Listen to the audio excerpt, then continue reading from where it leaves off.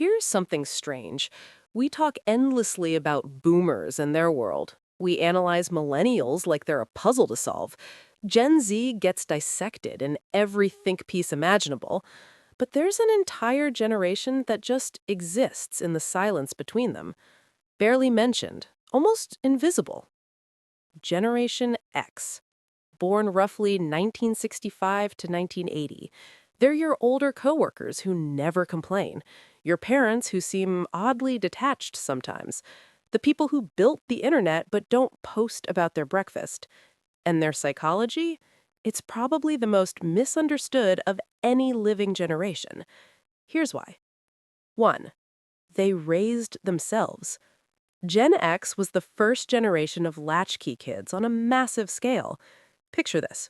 It's 1978, you're 8 years old, you come home to an empty house because both parents are working. No smartphone, no cameras, no way for anyone to check if you're okay. You let yourself in, make your own snack, do your homework alone, and wait. By 1984, 7 million children were regularly unsupervised after school. An entire generation learning one brutal lesson. You can't always count on someone being there. Psychology shows this created what researchers call a high contingency environment, where your brain learned to predict consequences in real time. No buffer, no second chances. That empty house didn't just make them self-reliant, it wired their entire nervous system differently. 2. They expect the worst, because it usually happened. Gen X watched their parents talk about stability, then divorce at record rates through the 70s and 80s. They saw people give everything to companies only to get laid off without warning. Everyone said, work hard, follow the rules, and life will work out. Then the rules changed, right in front of them.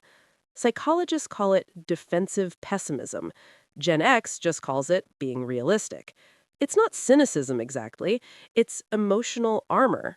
They hope for good things, but they always expect the rug to get pulled because that's what kept happening.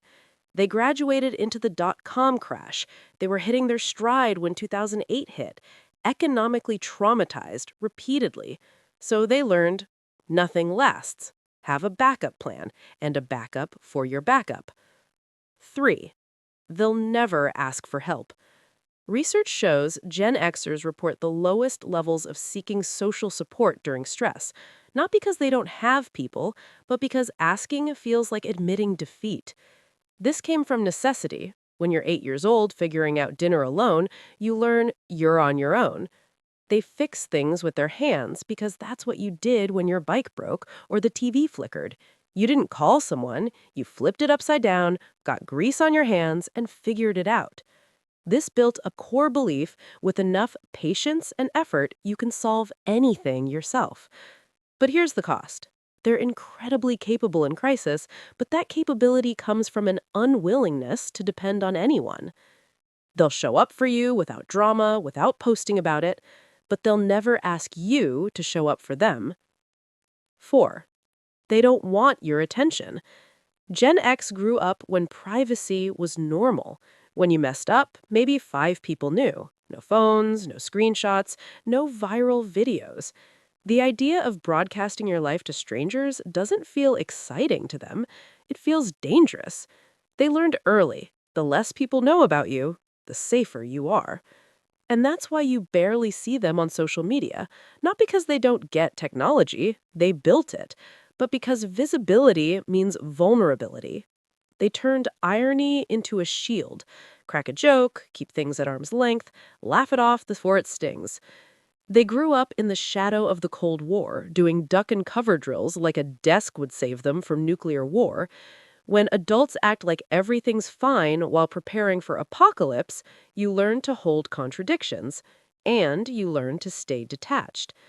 Generation X might be the last generation that truly knows what it means to be alone with your thoughts, to be bored, to solve problems without Googling the answer. They're not better than other generations, just different, shaped by a unique moment when the old world was dying and the new one hadn't been born yet. They're the bridge generation, and bridges don't get much attention. They're just there, doing the work, holding things together, expecting nothing in return. And maybe that's the most Gen X thing of all, not caring if anyone notices. If you're younger and you've ever wondered why Gen X seems so different, now you know. They were built by necessity, hardened by disappointment, and they learned early that the only person you can really count on is yourself.